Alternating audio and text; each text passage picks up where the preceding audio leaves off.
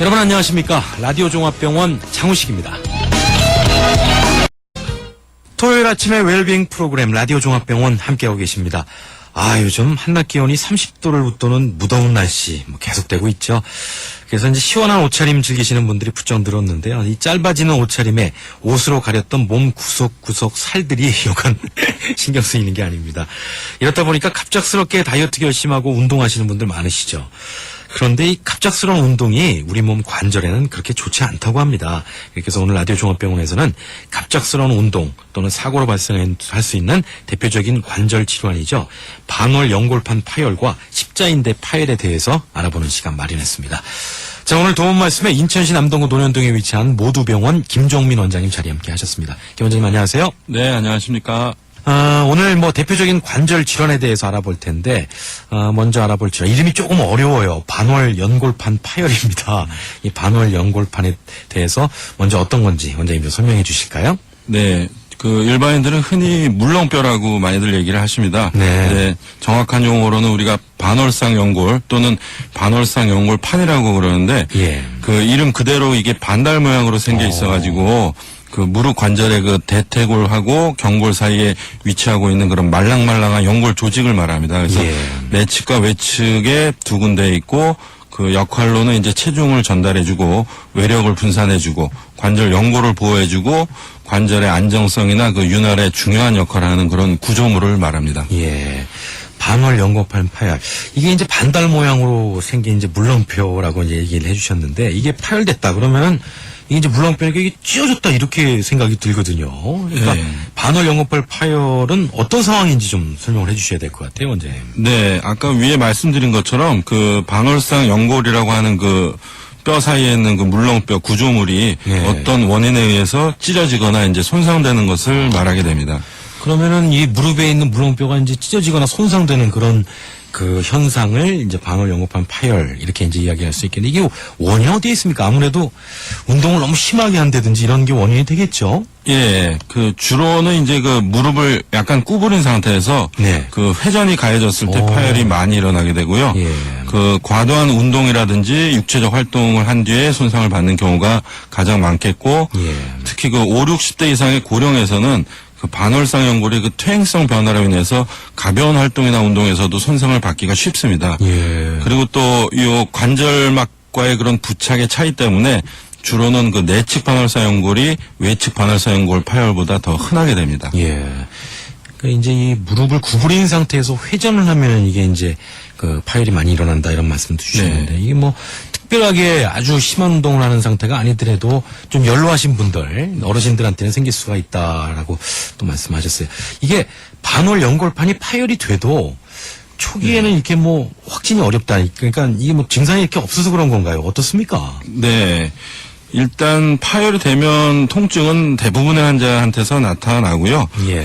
이제 급성기 때는 관절 안에 그런 출혈이라든지 그런 삼출액이 증가함으로써 통증이 좀 심한 경우가 많습니다. 그래요? 예. 네. 그래서 또 관절 면을 따라서 손상부에 일치하게 이렇게 눌렀을 때 통증이 오는 그런 압통이 나타나게 되고 이제 그런 부상 직후에는 또 이제 그런 동통하고 부종 때문에 다리를 절게 되고 예. 특히 무릎을 끝까지 펼 수 없는 증상이 나타나는 경우도 있는데 이런 것들은 그런 반월상 연골판이 파열됐을 때 나타나는 특징적인 그런 소견입니다. 예. 그리고 계단을 내려갈 때나 뛰어내릴 때 그런 동작 등에서 슬관절의 안정성이 없어져 가지고 갑자기 무릎이 이렇게 무력해지면서 꺾이는 그런 증상도 나타날 수가 있겠죠. 예. 그리고 수상 후에 이제 시간이 좀 경과하게 되면은 예외 없이 무릎 위쪽에 우리가 허벅지 근육이라고 하는데 그렇죠. 네.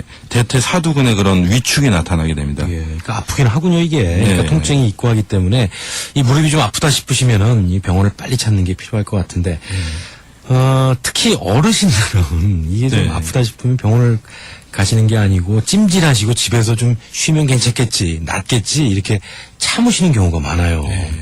그러다 보니까 이제 자녀들한테 병원 병원 좀 데리고 가라 얘기하기도 뭐하시고 그러니까 이렇게 참으시는 경우가 많은데 실제로 좀 관절 무리해서 좀 쉬면은 나아지는 경우도 있지 않습니까? 이 연골판 파열은 어떻습니까? 이게 좀 쉬어서 좀 나아지는 그런 경우도 있나요? 일단 반월상 연골은 손상이 되면 쉰다고 네. 저절로 나아지는 것은 아닙니다. 그래요? 네. 예. 그 초기에 이제 그런 심한 통증은 부종이라든지 그 출혈이 감소되면서 이제 줄어들 수는 있지만 예. 한번 찢어지거나 손상된 반월사 연골은 저절로 다시 붓거나 치유되지는 않습니다. 그러면은 이 병원에 가서 이제 진료를 받아야 할 텐데, 물론 이제 그 치료 방법은 환자의 상태에 따라서 조금씩 다르겠죠. 먼저 심하지 않은 경우, 손상이 네. 이제 뭐 조그맣게 일어나는 그런 경우에는 어떻게 하게 됩니까? 네. 그 대부분의 반월사 연골 파열은 그 수술적 치료가 원칙인데 손상이 아주 경미한 경우에는 우리가 보존적인 치료로도 양호한 회복을 보일 수 있습니다. 예. 그 부종이라든지 관절 내 출혈이 있을 때에는 안정을 취하고 한 1, 2주 정도 압박붕대라든지 부목, 석고고정 그리고 이제 소염제 투여 등으로 증상이 호전될 수가 있겠습니다. 예. 네. 급성 증상이 사라진 후에는 그 우리가 근육 위축을 예방하기 위해서 그 대퇴사두 근력을 유지하는 그런 점진적인 관절 운동으로 또 기능 회복을 도울 수가 있겠습니다. 그 운동요법하고 뭐 이제 석고교정 이런 거는 이제 기부스 말씀하시는 네네. 거예요. 이런 것들을 통해서 할 수가 있는데 네. 이렇게 그 수술적 치료를 안 하고 이 보존적 치료로 근육 기능을 회복하는 데는 시간이 얼마나 걸리나요? 좀 많이 걸리겠죠? 네, 아무래도 그 가장 중요한 건 그 얼마나 그 다쳤느냐, 그리고 또 얼마나 조기에 발견해서 치료를 했느냐인 것 같습니다. 네. 그래서 말씀드렸던 것처럼 경미한 수상인 경우는 수상 초기에 안정하고 적절한 치료를 하고 그런 대퇴 사두 근력 강화 운동을 시행하면 뭐 한두 달 내에는 정상적인 생활이 얼마든지 가능할 것 같습니다. 예.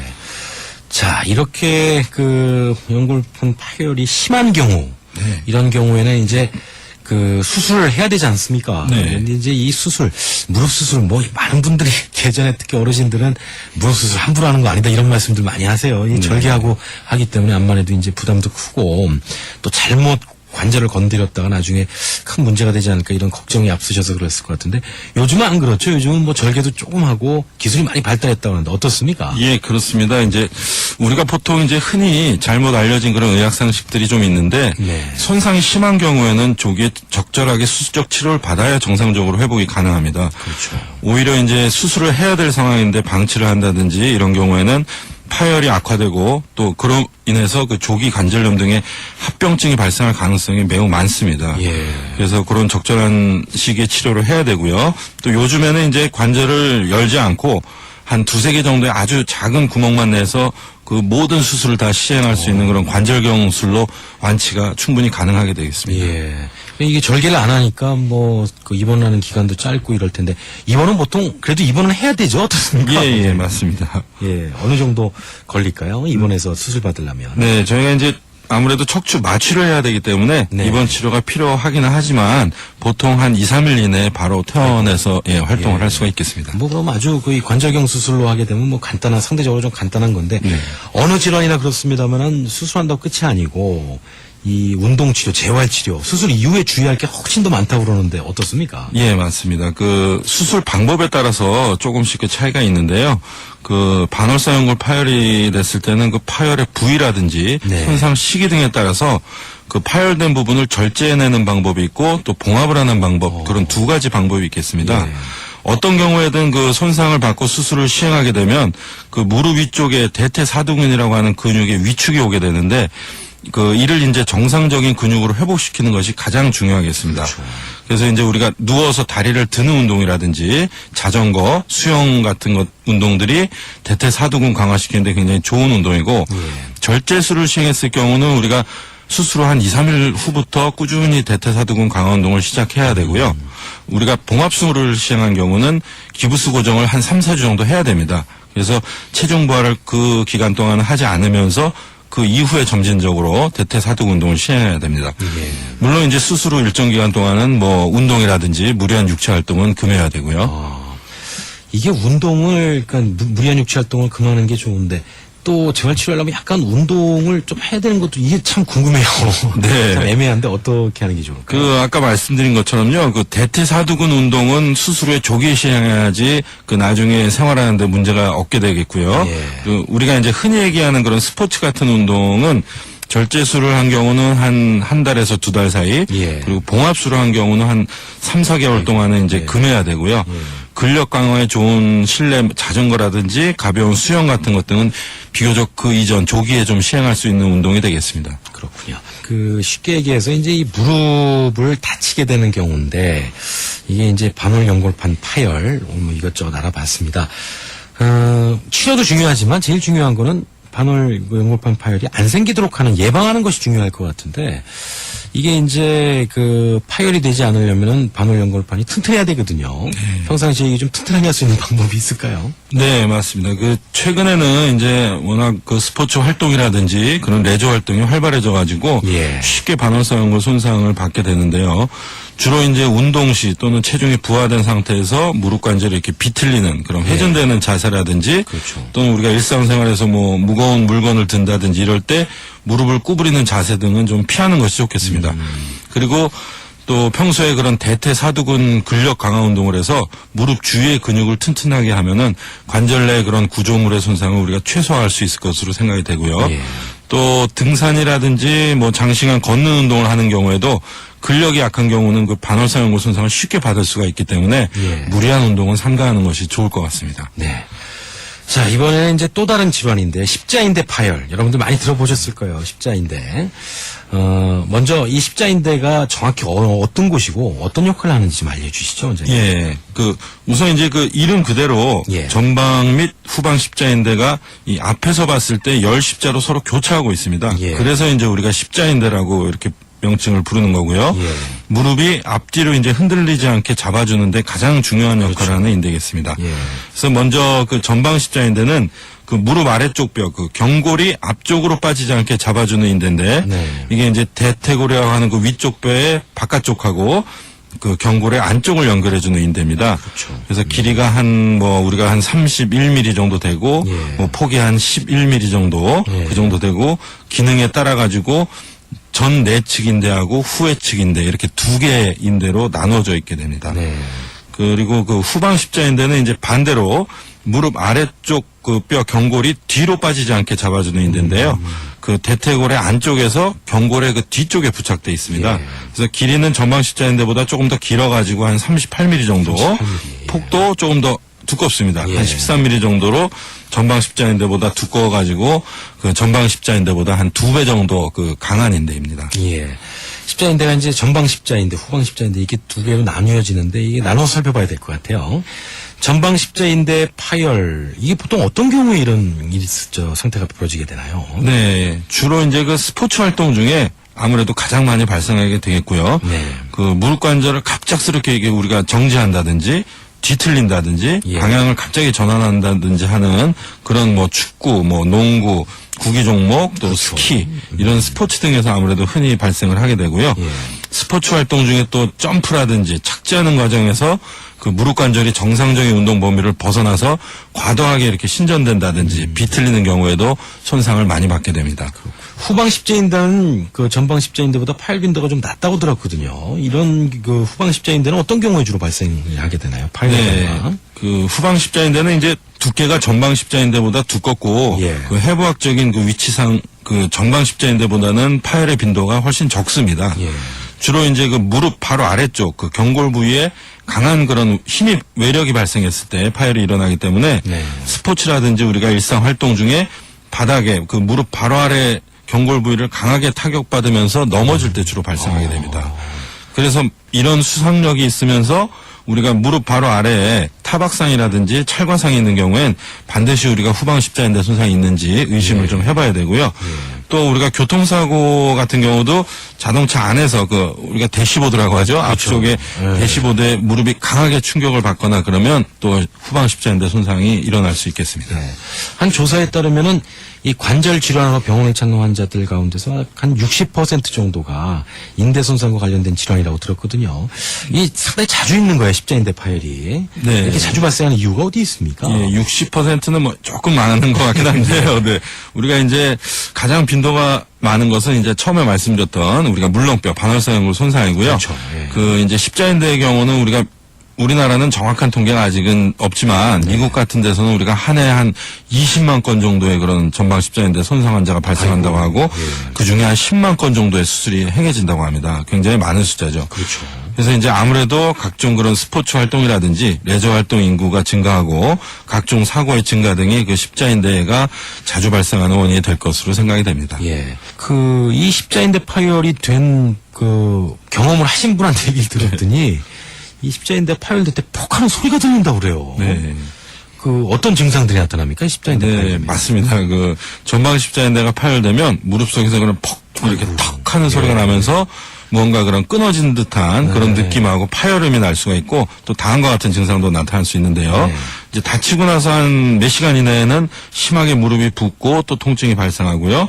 또 그런 관절 내 출혈로 인해서 무릎 주위에 이제 검푸른 그런 멍이 나타나기도 하고요. 그렇죠. 또 서 있거나 이제 내디딜 때 그런 무릎이 지탱을 하지 못하고 갑자기 이렇게 힘을 받지 못해서 구부러진다든지 꺾이는 등의 증상이 발생을 하게 됩니다. 그리고 또 시간이 이제 좀 경과하게 되면 그런 심한 통증은 사라지지만 계단을 오르내릴 때 특히 그런 내려갈 때라든지 내리막길에서 무언가 무릎에 약간 이상한 느낌, 불안정한 느낌 같은 것을 받게 됩니다. 예. 이게 참 처음에 십자인대 파열이 일어나면 아플 텐데 며칠 지나면은 붓기도 가라앉고 뭐 괜찮겠거니 생각하고 그냥 병원 안 가시고 참는 분들이 많이 있다고. 이거 안 되죠. 네, 맞습니다. 이게 십자인대 손상의 특징이 이제 처음에 수상 후에는 출혈이라든지 부종으로 이제 통증이 굉장히 심한데 예. 며칠이 지나게 되면 이런 증상이 없어지면서 병원을 찾지 않는 경우가 흔히 있습니다. 예. 그래서 이제 조기에 발견되지 못하는 경우가 비교적 흔한 질환인데요. 이런 경우에는 이제 오랜 시간이 경과하게 되면 그런 무릎의 불안정성이 지속돼서 반월사 연골 손상 등의 빈도도 훨씬 높아지게 되고 결국에는 조기에 무릎에 퇴행성 관절염이 발생하는 그런 결과를 초래하게 되겠습니다. 예. 많은 분들이 이게 무릎 아프면 찜질이나 마사지 뭐 이런 거 많이 하거든요. 민간요법으로. 이런 걸로 회복된다고 보기는 어렵죠. 네, 찜질이라든지 마사지로 이제 우리가 급성기의 그런 붓기라든지 통증은 어느 정도 회복할 수가 있겠죠. 예. 그렇지만 십자인대 파열 자체는 찜질이나 마사지로는 그런 근본적인 치유가 되지는 않습니다. 예. 이게 한번 파열됐다 그러면 반드시 수술해야만 치료가 되는 건가요? 어떻습니까? 네, 이제 우리가 전방 십자인대가 손상됐을 때 자연적으로 낫느냐 안 낫느냐 예. 또는 수술을 해야 되느냐 안 해야 되느냐 그런 시기 이런 것들은 아직도 논란이 좀 많이 되고 있는데요. 예. 우리가 치료를 결정할 때는 환자의 나이나 활동성 또는 동반돼서 다른 인대가 손상됐는지 또는 불안정성이 어느 정도 심한지 등을 고려를 해야 됩니다. 그래서 십자인대 손상의 진단은 우리가 이학적 검사하고 MRI로 진단을 하게 되는데 MRI에서 인대의 모양을 이제 유지하고 있는 불완전 파열이라든지 우리가 라크만 검사라는 게 있는데 그런 이학적 검사에서 1단계 이하의 그런 경미한 불안정성을 보이는 경우에는 수술적인 치료를 하지 않고 한 2, 3주 정도 기부스 고정을 하고 보조기 치료 등으로 좋은 결과를 보인 경우가 많이 보고되고 있습니다. 예. 그러니까 아주 심한 경미한 경우에는 이제 수술을 안 하는 경우도 있군요. 네. 대부분은 이제 수술을 해서 다시 치료를 해야 되는 것이 이제 맞을 것 같은데 그런 경우에도 이 수술 방법도 봉합술하고 재건술 이렇게 나뉘어진다고 들었거든요. 네네. 설명 좀 해주시죠. 네. 전방 십자인대는 슬관절 속에 있기 때문에 슬관절 안에는 우리가 관절액이 항상 차 있고 그렇죠. 네. 그런 염증 조절 물질이라는 것들이 이렇게 분비돼서 예. 봉합을 시행해서도 잘 붙지 않는 경우가 많기 때문에 봉합술을 하는 경우는 상당히 제한이 되어 있습니다. 우리가 십자인대의 그런 부착 부위에서 그러니까 뼈하고 같이 떨어져 나간 거 이제 우리가 그런 걸 견열골절이라고 하는데 예. 그런 경우 등에서만 제한적으로 봉합술을 시행할 수가 있고 그 외에는 대부분 이제 재건술을 시행하게 됩니다. 그렇군요. 수술을 해서 이제 재건을 해도 그 이후에 재활 치료가 상당히 중요하다고 얘기를 들었는데, 예, 아까 말씀하신 반월성 연골판 파열하고 비슷한 재활 치료를 받게 되나요? 어떻습니까? 예, 맞습니다. 재활이 굉장히 중요한데 어느 경우보다도 중요한 것이 이제 십자인대 수술 후의 재활 치료입니다. 이 수술 직후에는 우리가 필요에 따라서 한 1, 2주 정도 기부스 고정을 하고 점진적으로 이제 관절 운동을 늘려가는 관절 운동을 시작하게 됩니다. 네. 아까 말씀드린 것처럼 십자인대에서도 우리가 가장 중요한 게 허벅지 근육, 대퇴 사두근 강화 운동인데요. 예. 수술 초기부터 우리가 선택적이고 계획된 그런 대퇴사두근 강화 운동을 시행해야 되고요. 십자인대가 또 손상이 되면 우리가 왜 어두운 데서 이렇게 계단을 자연스럽게 내려갈 수가 있고 또 울퉁불퉁한 길을 걸어도 큰 무리가 없이 걸을 수 있지 않습니까? 그렇죠. 예. 그런 걸 우리가 이제 고유 감각 기능이라고 하는데요. 네. 이런 기능도 떨어지게 됩니다. 십자인대가 그래요? 손상되면. 네. 그래서 이에 대한 그런 재활 치료도 우리가 병행해서 같이 해야 되고요. 예.